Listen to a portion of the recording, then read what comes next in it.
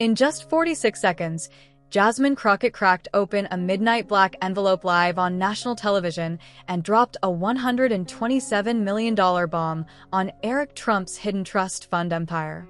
Gasps sliced through the chamber like broken glass. Eric Trump lurched forward in his chair, his perfectly groomed beard unable to hide the panic spreading across his face like wildfire. But Jasmine's steel-gray eyes never wavered, never blinked, never showed mercy. What's secret was so nuclear that it made America's most defiant political family crumble in real time. It made a man who had never backed down from any fight flee from his own hearing like a criminal caught red-handed. The House Oversight Committee chamber didn't feel like government business. It felt like a gladiator arena soaked in kerosene, one spark away from a national explosion. The overhead lights weren't just bright, they were merciless, surgical white that made every bead of sweat visible to 89 million viewers watching live. Microphones loomed like metallic vultures, hungry for secrets that had been buried for decades. Every leather chair creaked with the weight of unspoken truths. Every breath echoed louder than thunder, and everyone knew someone was about to pull the pin on a grenade that would shatter the most controversial family in American politics. In the center of this battlefield sat Jasmine Crockett, motionless as carved marble.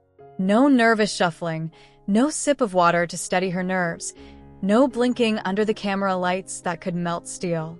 Just deadly silence and that obsidian envelope on her desk, sealed with blood-red wax that seemed to pulse with its own heartbeat. It looked ancient, forbidden, like it contained secrets that were never meant to see daylight. The envelope didn't move, and neither did she, but the entire room orbited around it like planets around a dying star. Across from her sat Eric Trump, draped in a navy suit that cost more than most people's cars, his golden hair slicked back with the precision of someone who had spent 2 hours preparing for battle. His posture screamed defiance, his jaw set just enough to remind everyone of the family name that had dominated headlines for a decade. His blue eyes held the practiced aggression of someone who had survived years of congressional warfare. But beneath that confident mask, something was cracking.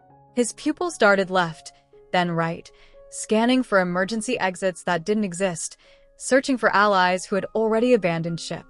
The gallery behind the committee desk was packed tighter than a subway car at rush hour. Journalists leaned forward like wolves sensing wounded prey, their cameras clicking in rhythm like a death march drumbeat.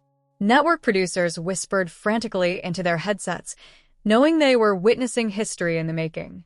The low electrical hum from the broadcast equipment felt more like a countdown timer, ticking toward an explosion that would reshape American politics forever.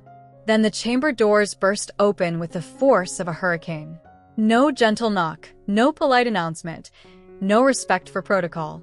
Former President Donald Trump stormed in like a thunderclap in a cathedral, his imposing frame filling the doorway like an ominous shadow. He didn't speak, didn't need to. His presence alone sucked the oxygen from the room and replaced it with raw, suffocating power. His signature red tie blazed like a war banner, his distinctive hair perfectly styled even in rage, and his piercing eyes burned with the fury of an empire under siege. The packed gallery didn't dare whisper, but you could physically hear hearts hammering against rib cages. Even the Capitol Police officers stationed at the back corners seemed frozen, their hands hovering uncertainly near their radios. Should they escort him out? Challenge a former president? No one moved, no one breathed, because Donald Trump didn't just walk into rooms. He conquered them like territories that belonged to him by divine right. He wasn't on the witness list, wasn't scheduled to appear, wasn't even supposed to know about today's classified hearing. But there he stood, moving toward the public seating like a king reclaiming his throne, like constitutional law was just a suggestion for lesser mortals.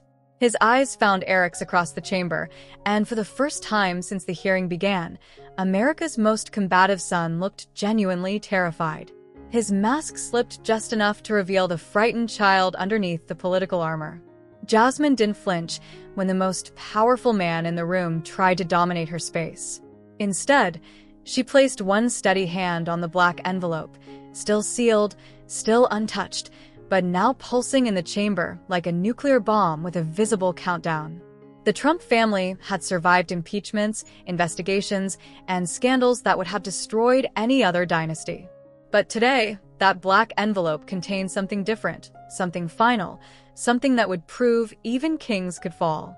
But what could be hidden inside that midnight envelope that made a former president crash a classified hearing without permission, and what truth was so devastating that it would turn America's most defiant family into political refugees overnight? Donald Trump settled into the back row like a storm cloud choosing where to rain destruction. He didn't sit, he occupied space, his presence bending the entire chamber toward him like gravity had shifted in his favor. The mahogany bench creaked under the weight of decades of accumulated power, and every camera lens in America swiveled to capture the man who had once commanded nuclear codes, now sitting uninvited in his son's judgment day. His hands were clenched into fists, his signature scowl deeper than the Grand Canyon, his eyes fixed on Jasmine like a predator calculating the distance to his prey. The committee chairwoman's voice cracked through the suffocating tension like a whip splitting silence. We now convene today's emergency hearing regarding financial irregularities within the Eric Trump Foundation Trust. Mr. Trump, you may begin your opening statement. Her words echoed off marble walls that had witnessed the rise and fall of empires, but none quite like this one. None quite so personal, none quite so explosive. Eric Trump's voice boomed through the chamber with the practiced confidence of someone born into microphones and spotlights. "Thank you, Madam Chair," he began, his tone carrying the trademark Trump blend of charm and defiance. "I appear before this committee today with complete transparency and absolute confidence in our family's business practices. The Eric Trump Foundation has operated for over 15 years with impeccable integrity, funding children's hospitals, veterans programs, and community development projects across this great nation. Any allegations regarding our financial structure are nothing more than politically motivated attacks designed to distract from the real issues facing American families." Every word was delivered with the rehearsed precision of someone who had grown up watching his father dominate news cycles and congressional hearings. His gestures were broad, his voice projected to the back row where cameras captured every angle. He spoke with a kind of righteous indignation that had become the Trump family trademark, painting himself as a victim of partisan warfare rather than a witness under investigation. The golden Trump confidence filled the room like expensive cologne, overwhelming and impossible to ignore. Eric's blue eyes swept across the committee members with practiced disdain, his body language screaming that he considered this entire proceeding beneath his dignity. He adjusted his cufflinks between sentences, a subtle reminder that his suit cost more than most people's monthly salary, that he was accustomed to boardrooms and country clubs, not government accountability hearings. Cameras clicked in perfect rhythm like a mechanical heartbeat, capturing every micro-expression for the history books that would be written about this moment.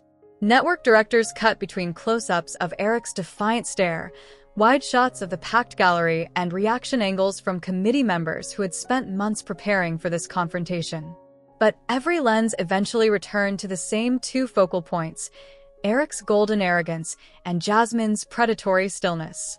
The black envelope sat between them like a loaded weapon that hadn't been fired yet, its red wax seal catching the overhead lights like a drop of blood on snow. Jasmine didn't take notes during the perfectly crafted testimony. She didn't whisper to her staff or shuffle through papers or even adjust her microphone. She watched like a hawk studying a peacock that was too busy preening to notice the talons getting closer. Behind Eric's polished performance, Donald Trump leaned forward like a coach watching his star player execute a game-winning play. His approval was visible in the slight nod of his head, the way his clenched fists relaxed just enough to show satisfaction. This was the Trump playbook in action. Deny everything, attack the attackers, claim victimhood while projecting strength, and never, ever admit weakness. When Eric finished his statement, he leaned back with the satisfied air of someone who had just delivered a knockout punch in the first round. His smile was wide enough to show teeth, his hands spread on the table like he was claiming territory. The message was clear without being spoken. There, I've destroyed your narrative before you could even begin. Now watch me walk out of here stronger than when I walked in. The gallery buzzed with the low murmur of reporters already crafting their headlines. Eric Trump dominates congressional hearing. Trump's son dismantles Democratic witch hunt. Foundation hearing backfires on committee. The Trump media machine was already spinning at full speed, turning defense into offense, investigation into vindication. But Jasmine Crockett had heard that exact tone before, in courtrooms where wealthy defendants thought their bank accounts were immunity cards, in boardrooms where executives believed swagger could bury evidence, in every space where privilege whispered sweet lies while justice sharpened its blade in the shadows. She had learned something crucial during her years as a prosecutor. The louder the performance, the deeper the guilt hiding underneath. Jasmine finally moved, her hand sliding across the envelope's surface with deliberate slowness. She didn't open it yet, didn't even lift it from the desk, but that simple motion sent electrical current through every microphone and camera feed, broadcasting to a nation that was about to discover the true cost of Trump family loyalty. But what happens when 15 years of carefully constructed charity work meets 46 seconds of unfiltered evidence? And why was Donald Trump gripping the bench, like a man watching his empire's foundation crack under pressure? Jasmine leaned forward with the precision of a surgeon making the first incision, her voice cutting through Eric's lingering confidence like a scalpel through silk. Mr. Trump, do you recall authorizing a wire transfer of $127 million to an entity called Midnight Holdings LLC on September 15th of last year? The question landed in the chamber like a grenade with a pin already pulled, its explosion delayed by just enough seconds for everyone to realize what was coming. Eric's trademark smile flickered like a neon sign losing power. That would have been processed through our disaster relief emergency fund, he replied, his voice still carrying Trump family bravado but with the faintest crack that only trained ears could detect. Though I would need to consult our financial team's quarterly reports to provide specific details about the disbursement timeline and recipient verification procedures. Jasmine's eyebrow arched with the sharpness of a blade catching moonlight. Disaster relief for what disaster, Mr. Trump?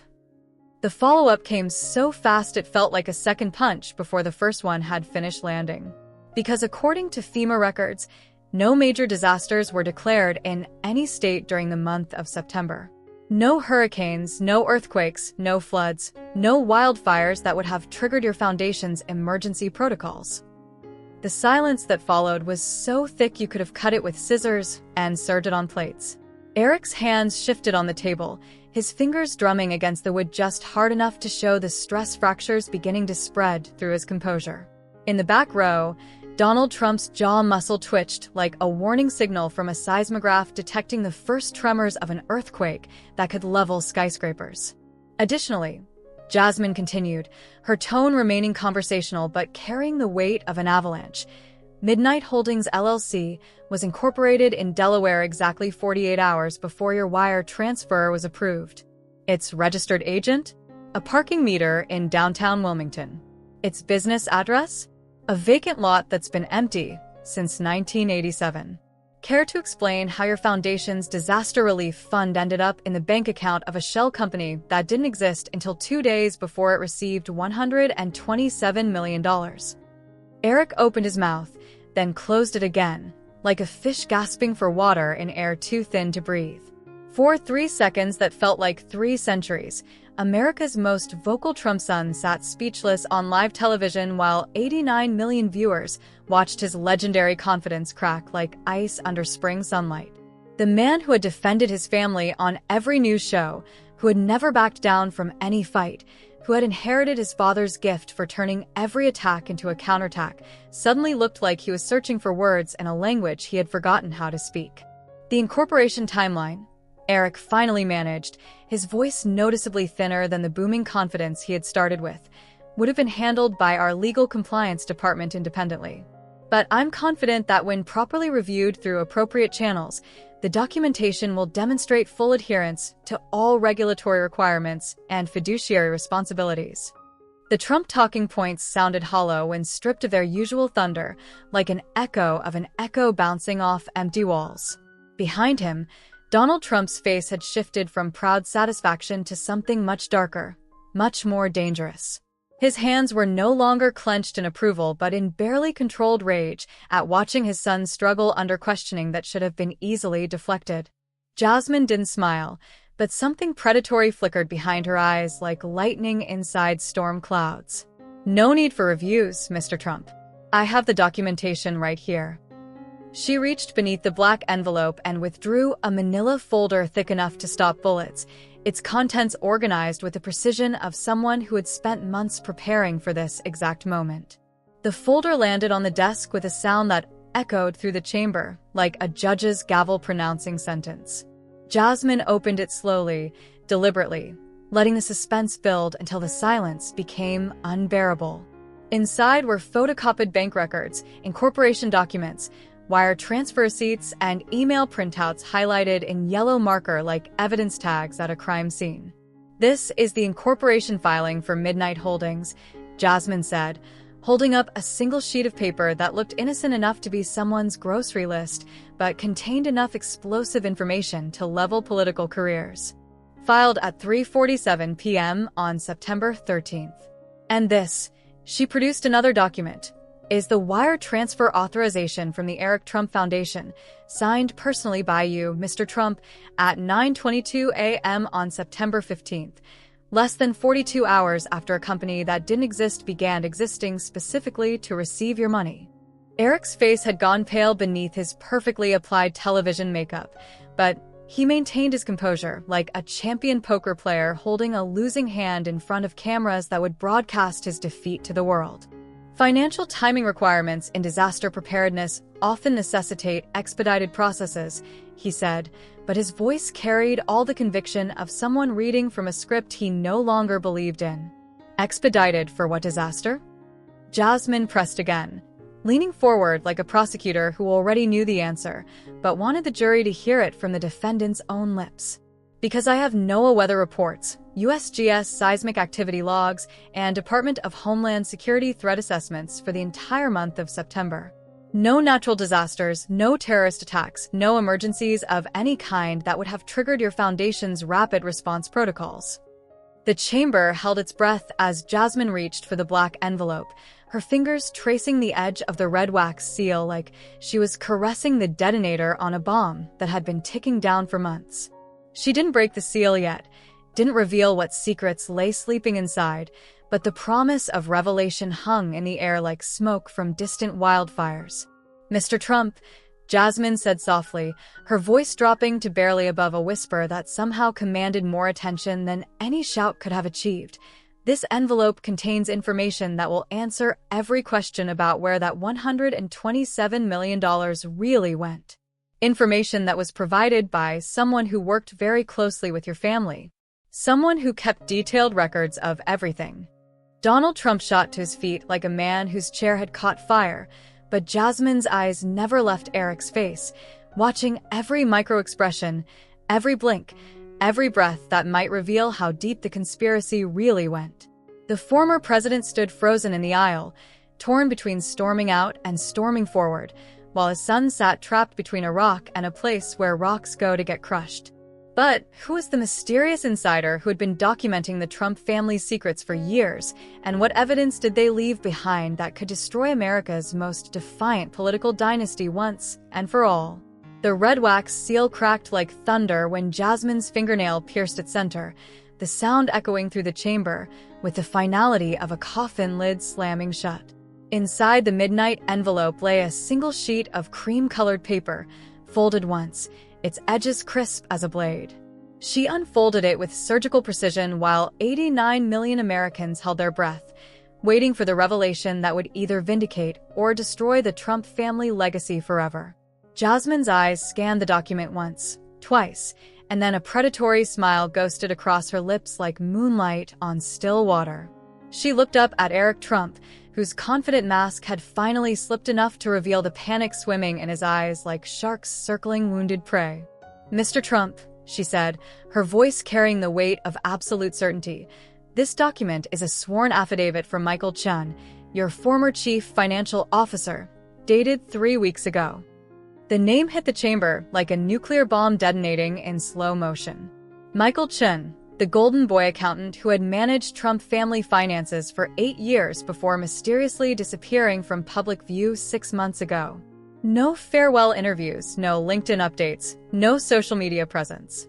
He had simply vanished like smoke in the wind, leaving behind whispers and speculation about what he might have seen during his time inside the Trump financial empire.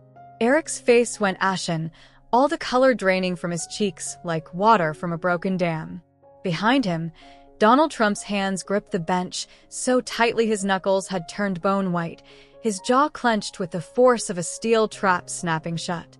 The former president's eyes blazed with the fury of a man watching his carefully constructed kingdom crack under the weight of truth. Jasmine began reading aloud, her voice cutting through the silence like a sword through silk.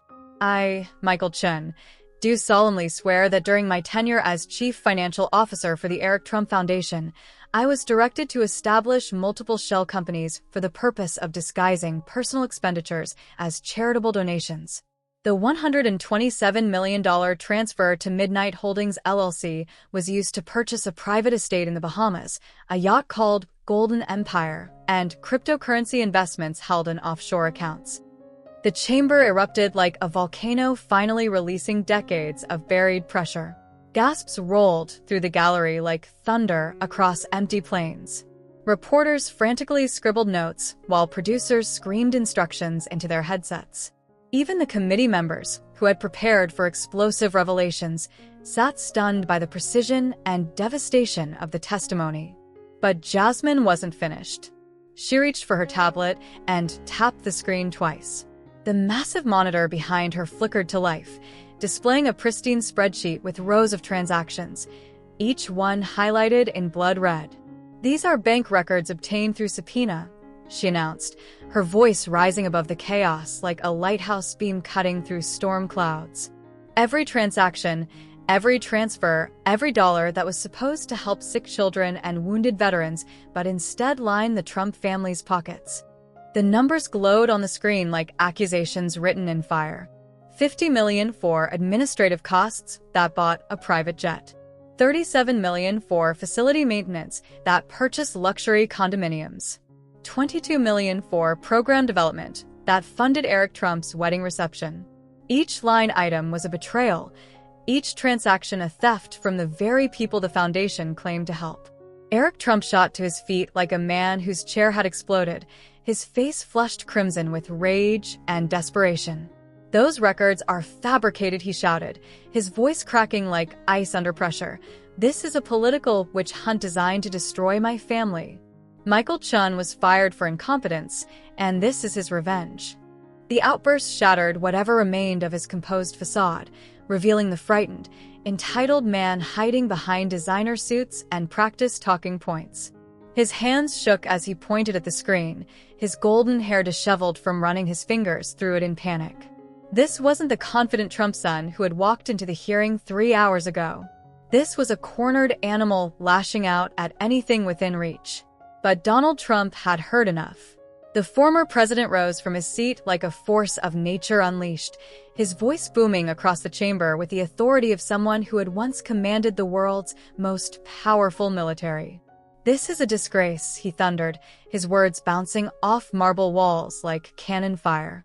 You people are destroying this country with your lies and your fake investigations. My son has done nothing wrong. The confrontation that America had been waiting for finally exploded in real time. Father and son Trump stood side by side, both red-faced with indignation, both pointing accusatory fingers at Jasmine like she was personally responsible for every problem in their lives. Their voices overlapped in a cacophony of denial and deflection, the trademark Trump strategy of overwhelming opposition with sheer volume and righteous fury. Jasmine didn't flinch. She didn't raise her voice or stand to match their energy. Instead, she tapped her tablet once more, and the screen changed to display a series of photographs that silenced the Trump outrage like a bucket of ice water on a campfire. The first image showed Eric Trump aboard a massive yacht, champagne glass raised in celebration, while children in hospital beds appeared in smaller photos around the border. This is the Golden Empire. Jasmine said quietly, her calm voice somehow carrying more power than all the Trump shouting combined. Purchased with money donated by families who thought they were helping sick children. These smaller photos are some of the patients whose treatments were delayed or canceled because your foundation diverted their funding into your lifestyle. The second photograph was even more devastating. Eric Trump cutting the ribbon at his Bahamas estate while overlay text showed the exact amount stolen from veteran support programs to pay for the property. The visual impact was more powerful than any testimony could have been, telling the story of greed and betrayal in ways that numbers on spreadsheets never could. Donald Trump's face had shifted from angry red to something approaching purple, his breathing heavy enough to be audible through the microphones. "You can't do this," he snarled, his voice dropping to a menacing whisper that somehow felt more threatening than his earlier shouting. "You have no idea what you're dealing with. No idea what happens to people who cross this family." The threat hung in the air like poison gas, causing several committee members to shift uncomfortably in their seats. But Jasmine Crockett had spent her career facing down bullies, corporate criminals, and corrupt politicians who thought intimidation was stronger than evidence. She had learned that the most dangerous opponents were often the most frightened ones, lashing out because they knew their time was running out. She looked directly into Donald Trump's furious eyes and spoke with the calm certainty of someone holding 4 aces in a poker game where the stakes were nothing less than American democracy itself. "Mr. Trump, the only thing I'm dealing with is the truth. And unlike your family's bank accounts, the truth doesn't have hidden compartments." But what would happen when the most powerful family in American politics realized that their decades of financial crimes had finally been exposed by someone who couldn't be bought, threatened, or silenced? The photographs of stolen charity money funding Trump luxury still glowed on the screen like neon signs advertising corruption when Eric Trump's attorney finally broke his professional silence. James Wellington, a 60-year veteran of Washington's dirtiest legal battles, leaned forward into his microphone with the weary resignation of a general announcing surrender. His voice carried the weight of someone who knew he was about to make history for all the wrong reasons. "Madam Chair," Wellington said, his words measured and deliberate like a funeral director announcing services, "on behalf of my client, Mr. Eric Trump, we respectfully invoke the Fifth Amendment privilege against self-incrimination for all remaining questions regarding the Foundation's financial activities." The legal surrender landed in the chamber like a death sentence, each syllable echoing off marble walls that had witnessed the rise and fall of American political dynasties. The gasps that erupted from the gallery weren't just shock. They were the collective exhale of a nation watching invincibility crumble in real time. Cameras clicked like machine gun fire, capturing the moment when America's most defiant family finally admitted they had no defense left except constitutional silence. Eric Trump slumped in his chair like a deflated balloon, his golden confidence replaced by the hollow stare of someone who had just watched his inheritance burn to ash. But Donald Trump wasn't finished. The former president stood frozen for 3 heartbeats, his face cycling through emotions like a broken traffic light, red with rage, yellow with calculation, green with desperate hope that this nightmare might somehow reverse itself. Then reality crashed over him like a tsunami, and something inside the most powerful man in American politics simply snapped. "This is rigged," he bellowed, his voice cracking like thunder across the chamber. "The whole system is corrupt. You people destroyed my presidency, you destroyed my businesses, and now you're trying to destroy my family." His words weren't coherent political strategy anymore. They were the primal scream of a cornered predator who had finally run out of escape routes. He didn't wait for security to escort him out. He didn't pause for dramatic effect or deliver a memorable exit line. Donald Trump simply turned and stormed toward the chamber doors like a hurricane given human form, his expensive shoes hammering against marble floors with the rhythm of a war drum beaten in retreat. The massive oak doors slammed behind him with enough force to rattle the windows, leaving behind a silence, so complete it felt like the aftermath of an explosion. Eric Trump never looked up as his father abandoned him to face the consequences alone. He sat motionless at the witness table, staring at his hands folded in his lap like a child who had been caught stealing from the collection plate. The golden Trump heir had become a hollow shell, stripped of swagger, stripped of defiance, stripped of everything except the constitutional right to remain silent while his crimes spoke volumes. Within 90 seconds of Donald Trump's dramatic exit, the footage had already been clipped, edited, and uploaded to every social media platform on Earth. Twitter exploded with hashtags that trended globally within minutes. Hashtag Trump meltdown, hashtag charity theft, hashtag Fifth Amendment fail, and hashtag Jasmine Crockett wins. The clip of Trump storming out while screaming about rigged systems played on loop across television networks from CNN to Fox News, each replay hammering another nail into the coffin of Trump family credibility. In living rooms across America, families gathered around television screens like they were watching the Super Bowl, except this game decided the fate of democracy instead of football bragging rights. In Chicago, a retired nurse named Dorothy Williams called her local news station with tears in her voice. "I donated my stimulus check to help sick kids," she whispered into the phone. "I ate beans for 2 months so those babies could get medicine. And they bought a yacht with my money." The victim testimonials poured in like a flood breaking through damaged levees. Phone lines at news stations crashed under the weight of callers sharing their stories of donating to what they thought was legitimate charity work. A veteran in Phoenix revealed he had given his disability check to help wounded soldiers, only to discover it had funded Eric Trump's wedding champagne. A teacher in Atlanta had organized her entire school to collect pennies for children's cancer research, never knowing those pennies had been converted into cryptocurrency and hidden in offshore accounts. By sunset, protest crowds had assembled outside Trump Tower in New York, the Mar-a-Lago resort in Florida, and every Trump-branded property across the nation. But these weren't angry mobs seeking destruction. They were quiet vigils of betrayed Americans holding photographs of sick children, wounded veterans, and disaster victims who had been robbed by the people they had trusted to help them heal. The signs they carried weren't filled with political slogans or partisan hatred. They simply displayed the truth in stark black letters on white cardboard. "My cancer donation bought their yacht. Veteran funds equals Trump vacation. Sick kids equals private jets." Each sign was a gravestone marking the death of trust between American families and the political dynasty they had believed in. In newsrooms across the country, investigative journalists who had spent years trying to penetrate Trump family finances suddenly found their phones ringing with sources ready to talk. Former employees, business partners, and financial advisors who had remained silent out of fear or loyalty began stepping forward with documents, recordings, and testimonies that promised to expose decades of hidden corruption. The Department of Justice announced an emergency press conference for the following morning, while the IRS quietly assembled a task force of their most experienced forensic accountants.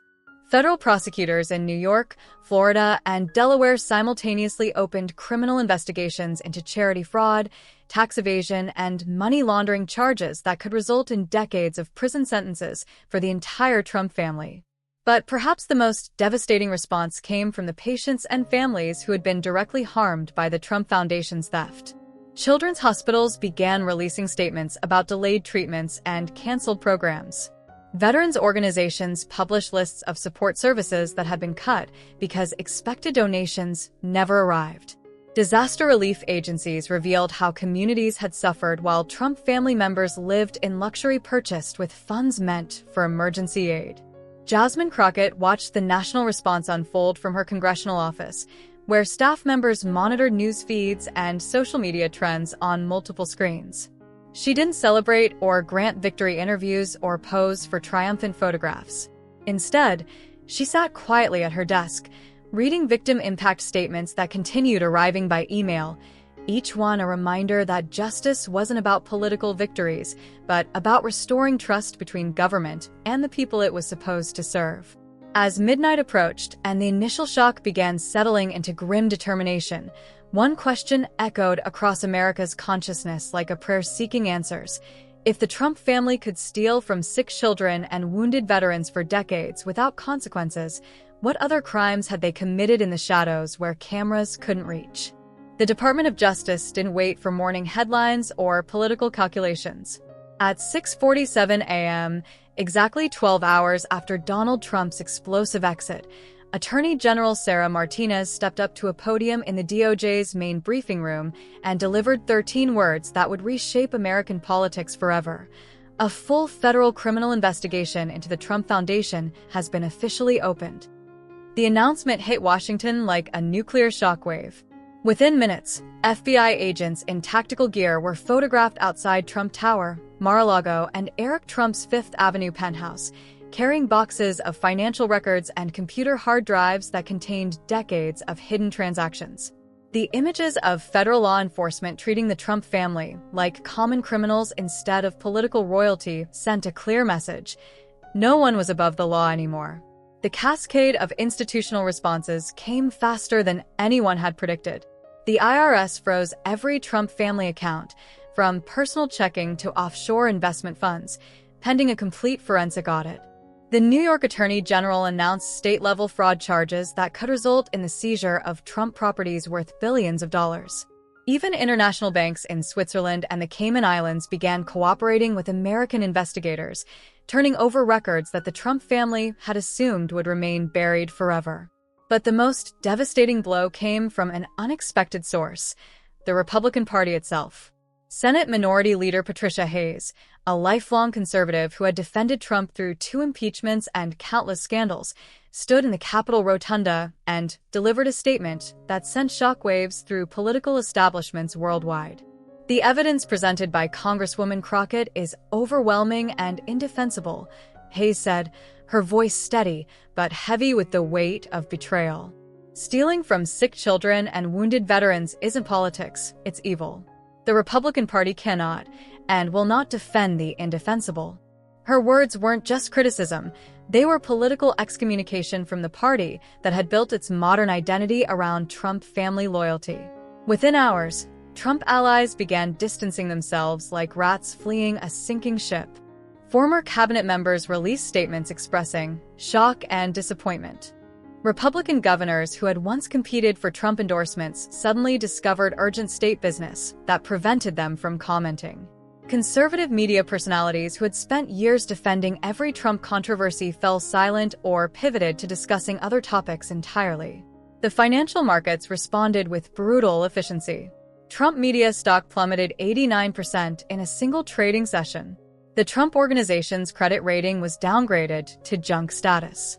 International licensing deals worth hundreds of millions of dollars were canceled as foreign companies scrambled to distance themselves from the radioactive Trump brand. Decades of wealth accumulation evaporated in mere hours as investors realized they were holding shares in a criminal enterprise disguised as a business empire. Eric Trump's resignation letters began arriving like dominoes falling in sequence. He stepped down from 17 corporate boards, 8 charitable organizations, and 5 political action committees, each resignation a tacit admission that his presence had become toxic to any legitimate institution. His lawyer announced that plea negotiations with federal prosecutors had begun, though the terms remained sealed under court order. The most symbolic moment came when New York City announced that Trump's name would be removed from the Central Park ice skating rink, the golf course in the Bronx, and every other municipal contract bearing the family's signature. Workers began sandblasting the golden letters from building facades while crowds gathered to watch the physical erasure of what had once seemed like a permanent dynasty. But as the institutional machinery of justice ground into motion with mechanical precision, one question burned in the minds of Americans who had trusted the Trump family with their hope, their money, and their faith. If this level of systematic theft could be hidden for so long, what other betrayals were still waiting to be discovered in the shadows where power meets greed? 3 days after the Trump empire crumbled on live television, Jasmine Crockett stood before 2,000 law students at Howard University's packed auditorium. The atmosphere crackled with electricity as if lightning was about to strike twice in the same place. These weren't just students. They were witnesses to history who wanted to understand how one woman with a black envelope had brought down America's most powerful political dynasty. Jasmine walked to center stage without notes, without a podium, without anything except the quiet confidence of someone who had stared down titans and watched them blink first. Her voice, when it came, didn't boom or thunder. It landed like truth always does, soft at first, then impossible to ignore. They'll tell you that power protects power, she began, her eyes scanning faces that represented the future of American justice. That money talks louder than morality. That families with famous last names live by different rules than families whose names nobody recognizes. But I want you to remember something that they forgot. She paused, letting the silence build like pressure in a steam engine. Evidence doesn't care about your bank account. Truth doesn't check your voter registration.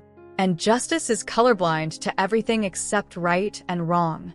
The applause started slowly, a few students in the front row, then spread like wildfire through the auditorium until 2,000 voices merged into thunderous approval that shook the building's foundation. But Jasmine raised her hand gently, quieting them with the same gesture she had used to silence the most powerful people in Washington.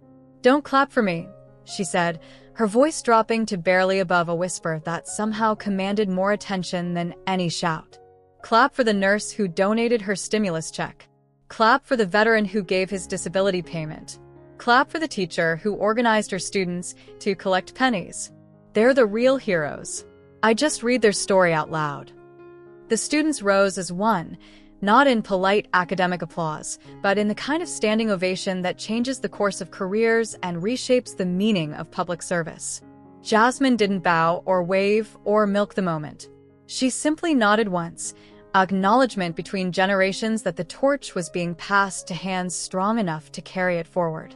20 minutes later, she emerged from the university to face the inevitable gauntlet of reporters and cameras that had become a permanent fixture wherever she appeared. The questions came fast and predictable. What's next for the Trump investigation? Do you plan to run for higher office? How does it feel to bring down a former president? But one young reporter from a local DC station asked something different, something that cut through the political noise like a blade through silk. "Congresswoman Crockett, if you had to do it all over again, knowing the threats, the pressure, the attacks on your character, would you still open that envelope?" The crowd of journalists fell silent. Microphones tilted forward like flowers seeking sunlight. Cameras zoomed tight on her face, as if trying to capture the exact moment when history decided its own direction. Jasmine looked directly into the lens of the nearest camera, knowing that millions of Americans were watching, waiting for an answer that would define not just her legacy, but the future of accountability in American democracy. Her response came without hesitation, without calculation, without anything except the absolute certainty of someone who had seen evil wearing expensive suits and refused to look away. "I do it louder." The words hit the evening news cycle like a meteor striking Earth. Within hours, "I do it louder" was trending on every social media platform, printed on t-shirts, chanted at rallies, and adopted as the unofficial motto of a generation that had grown tired of watching the powerful escape consequences while ordinary Americans paid the price for their crimes. But as Jasmine walked away from the cameras and the crowds, disappearing into the backseat of an unmarked sedan that would carry her back to the work of governing, one final question lingered in the American consciousness like smoke from a fire that refused to be extinguished. In a democracy where truth had been treated as a luxury that only the powerless could afford, what would happen now that someone had proven it was actually the most powerful weapon of all? When Jasmine Crockett said, "I do it louder," she wasn't just making a statement. She was issuing a challenge to every American who had ever felt powerless watching the wealthy and connected escape justice while ordinary families paid the price. Her 4 words became a battle cry that echoed from corporate boardrooms to kitchen tables, reminding us that silence in the face of corruption isn't neutrality, it's complicity. The Trump Foundation scandal didn't end with frozen bank accounts and criminal investigations. It ended with a simple truth that had been hiding in plain sight for decades. Democracy only works when citizens demand it works. When nurses donate stimulus checks and teachers organize penny drives, they're not just giving money, they're giving trust. And when that trust is betrayed by people who think their last names make them untouchable, it's not just theft, it's an attack on the very idea that America belongs to all of us, not just the few who can afford to buy it. Jasmine proved that one person with evidence, courage, and an unshakable commitment to truth can bring down empires built on lies. But her victory wasn't hers alone. It belonged to every American who refused to accept that corruption was just the cost of doing business in Washington, every voter who demanded better from their leaders, every citizen who understood that justice delayed is justice denied. So here's the question that matters more than any headline or hashtag. If you witnessed the level of betrayal that Jasmine exposed, if you saw powerful people stealing from sick children and wounded veterans, if you had the chance to speak truth to power knowing it would cost you everything, would you whisper or would you roar? The Trump family thought they were untouchable because they had money, connections, and a media empire built on loyal silence. But they forgot something crucial. In America, the ultimate power doesn't belong to the wealthy or the connected. It belongs to the people who refuse to be silent when silence becomes betrayal. Leave a comment below and tell us about a time when you had to choose between staying quiet and speaking up. Share this story because the people who try to silence truth are counting on the rest of us to stay quiet. Subscribe to Truth Unfiltered, where one voice can shake the foundations of power, and silence is never the final answer. Hit that notification bell because the next story will reveal how another seemingly untouchable family discovered that in America, no one is too powerful to face the consequences of their crimes. The powerful stay powerful only as long as the powerless stay silent. What part of Jasmine's story made you realize that your voice matters more than you thought? Share your thoughts below, because the conversation doesn't end when the cameras stop rolling. It begins when ordinary Americans decide they've had enough of being told to sit down and be quiet. Truth doesn't fade when the headlines move on. It waits in the shadows until someone brave enough decides to drag it back into the light. And sometimes, all it takes is one person willing to do it louder.